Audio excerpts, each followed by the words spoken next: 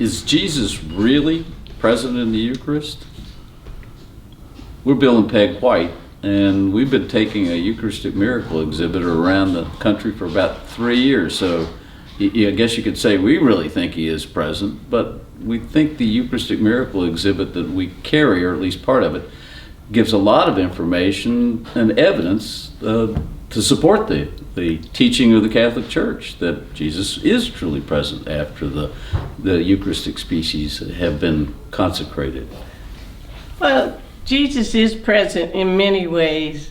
He's present in his word, he's present in the poor, he's present where two or more gather, but he is uniquely present in the Eucharist, which he put in our paths at the Last Supper when he said, "This is my body, this is my blood." But then, is Jesus really present in the Eucharist? Body, blood, soul, and divinity, like the Catholic Church teaches? Well, that's a good question, and based on the recent polls, apparently about 70% of Catholics don't really believe that he's really fully present. So if you're in a group that's had some doubts about that, you're in a big collection of people.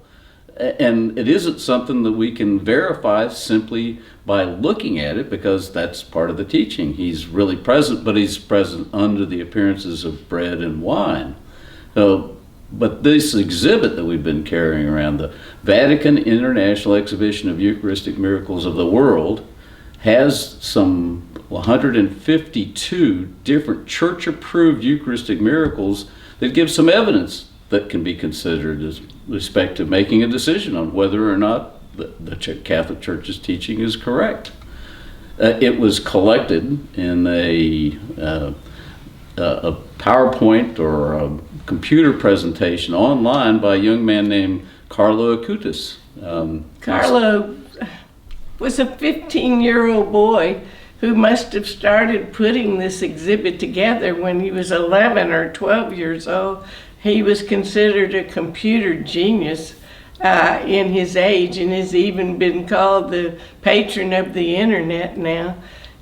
Carlo was devoted to the Eucharist and to Our Lady. And when he heard about the Eucharistic miracles in Europe, he begged his parents to take him. And from there, being the computer wizard that he was, he came up with the idea to put these in a presentation on the computer that could be replicated. And that's exactly what has happened. Thanks to this young man who was blessed, I believe in October of 2020, I think, we now are able to show you 152 Eucharistic miracles from across the world and across the centuries. So Carlo said, "Jesus is my great friend, and the Eucharist is my highway to heaven." So if the highway to heaven, and we're talking about a collection of Eucharistic miracles, maybe first we have to talk about what are Eucharistic miracles to begin with. Well, the Catholic Church's Handbook of Apologetics says that a miracle is a striking and religiously significant intervention of God into the system of natural causes. Something that is changed, that you can see that things don't act the way that they normally do, naturally do. Something striking, so it's usually something that we're talking about that is visible. And we say Eucharistic miracles then are events that surround the Eucharist, that a church authority has authorized or investigated or had somebody investigate, and they've come up with no natural explanation of how they could have occurred. Now, they're not the basis of our faith in the Eucharist. We're not required in any way to believe what they appear to show. These are not a basis of the Church's teachings on the Eucharist, but they're something that we believe we can consider. They're evidence that we can consider as to whether or not the Church's teaching that Christ is fully present in the Eucharist is really true. Again, it's been collected online, and we'll give you the sites later, And you can get a catalog that has pictures of all of the 152 that are cataloged. But we want to talk about one in particular, a couple of them, that really impressed us. And the first one we want to talk about happened in Lanciano, Italy in 750 AD. Yeah, we had the occasion to actually go see that miracle. And I'm going to tell you, it blew me away. And that is why we have spent these last 3 years taking this exhibit across the country. Now, the relic of this miracle, and not all the miracles that have occurred have relics that are still to be seen. Some were events that happened that couldn't be naturally explained, but there's nothing there to see that's left. But in this case, there is. And it's in a fairly nondescript church in Lanciano, Italy. It's not a great basilica or cathedral, and we sort of stumbled around till we found it. And we went into the church, and there is a depiction online that you'll see, but also the explanation of what happened here. And in this case, a priest who was saying Mass had doubts about whether or not this really would become Jesus' body and blood when he pronounced the words of consecration. So he's doubting, like so many other people doubt. But when he said the words of consecration, the host appeared to change into what was flesh. And the wine, consecrated, changed into what appeared to be blood. So it's been honored that way as flesh and blood since 750 AD. But in the 1970s, the church authorities decided they would have additional scientific examinations. Of course, science has developed quite a bit since 750 AD. In 1971, they invited a Dr. Edoardo Linoli from the University of Siena to examine it. Now, he was an expert in several different disciplines, and he performed a number of tests on the relics that are there. What those tests indicated was that the flesh was actually the slice of the left ventricle of a human heart. And you can see, we've got pictures of some of the photomicrographs of the actual flesh that he examined. You can see that's in the exhibit. And also, one of the striking things, I think, for us was that in spite of being, 1,200 or more years old, they found no preservatives. Now, these relics haven't been preserved, hermetically sealed or some way isolated to allow them to be that old and still in that kind of shape. But when you take a look at it, and we've gotten a chance to do that ourselves, when they are striking, but the scientific analysis seems to be almost more striking. They did an analysis of the blood that's now coagulated in globules, and it turned out to be normal human blood, blood type AB, which is the rarest type of human blood. About 10%, I think, of the people have blood type AB. But apparently that blood type is more common in the Middle East. And for those who are familiar with the Shroud of Turin, there's an interesting connection, because there's blood that has been found on the Shroud of Turin, and it's the same blood type. This is very unusual that you'd have something like that. And it was striking. But when we went there, you'll see a photograph of the interior of the church, and then the reliquary in which the flesh and the blood are still retained. This is one of the things we got to see very close, and this is what really blew us away. And it's amazing. With the naked eye, you could tell that was blood, dried blood, but blood. And I could tell that the host was tissue. I didn't know what kind of tissue, but I knew it was no longer the bread. Definitely Flesh-like in appearance. We got within just a fairly few feet of it, and it certainly appears to be something that, as I understand from Dr. Linoli's examination, it is a slice of the left ventricle of a human heart, and it would have been technically very difficult to obtain that should somebody back in 750 AD wish to have faked something like this. So all these miracles, and we're going to show you some more, sort of beg the question, is this what it appears to be, or is this some kind of pious fraud? Well, let's tell you about another one, more recent, very famous, that occurred in Buenos Aires in 1996. It happened in another, not a great cathedral or basilica. It was at a church, and a host was found in the back of a church after Mass. It was on the floor.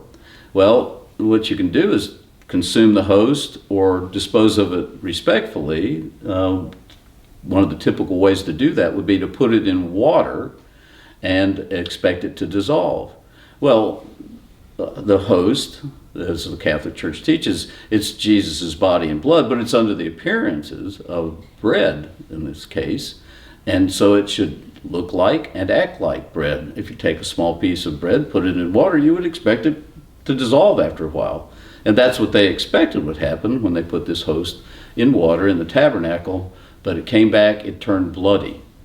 And you'll see some pictures of this that were taken. It looked bloody. They had it examined because it looked so unusual by that same doctor, Eduardo Linoli. And in 2001, he came, examined it, said it looked to him like the host that had turned to flesh in Lanciano, Italy. And he believed that it was heart muscle. Well, the authorities decided in 2004 that they wanted more information, more examination, and so they sent a sample to an expert in New York, a Dr. Frederick Zugabe is my pronunciation, who was a very good guy to be sending it to ask him, because he was a medical examiner in the New York County and a professor of forensic pathology at Columbia University. But they didn't tell Dr. Zugabe where they got the sample or what it was. They asked him to examine it. And when he did, he found a lot of the same things that were found by Dr. Linoli. He found that it was heart muscle, and he described it as being from the left ventricle of the heart, like the slice of the flesh from Lanciano, Italy. And in addition, as you can see in some of the photographs, he found some additional information about this sample of heart tissue. What he said is he could tell from this heart tissue that the heart had been damaged. The person whose this sample came from had had labored breathing, and his heart was damaged as a result of that. But he also found something very remarkable.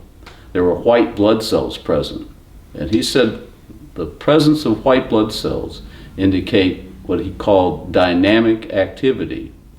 But for me, the most striking thing that was said about his examination of this sample was, and then we quote here, "At the moment you brought me this sample, this heart was alive." Now, it usually gets people's attention, and you think about this, they didn't bring him the sample for 8 years after it was originally found. How does something that's heart tissue stay alive for 8 years after it's been removed from whatever the source was? Of course, that gets my attention, it gets most people's attention. Well, there's some other more recent events, and one of the ones we want to tell you about happened in Poland. Sokolka, Poland, 2008. And in that case, another host was placed in water with the expectation that it would dissolve so it could be disposed of respectfully. And again, the host began to look bloody. It was sent for examination, for scientific analysis, and it was sent to 2 professors, university professors that are experts in the field, should have been able to tell what it was, one of whom knew where the sample came from and one who didn't. They examined it, and they determined that it indeed was also heart muscle. There are pictures of some of the depictions that have been presented, but one of the things, as I understand it, is heart tissue, heart muscle, is unique as far as tissues in the human body. Forensic pathologists, people that are expert, can immediately tell if something is heart muscle. Well, one of these people, what they said is that it was unexpected also that it had no natural deterioration, although a sample had been taken. It should normally show some deterioration over a period of time once it's been taken out of the place that it's usually found. What they also said, we want to tell you something special about this, because we expect people will try to, quote, debunk it, not knowing what we looked at or the tests we performed. And we said, this could not have been faked. It's not as if there's a piece of flesh placed on a host. In this case, the host and the flesh interpenetrate. It's as if the host is becoming flesh. And we've got a picture that we'll show as well on that. So in this case, they predicted what has happened in a lot of cases. People have a great deal of difficulty believing this could be true, but it's evidence to consider.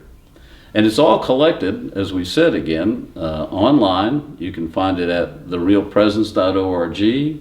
I think you can find it at the website. It's Carlo Acutis' website. And in these, on these sites, I mean, you can look at all 152 of them by country.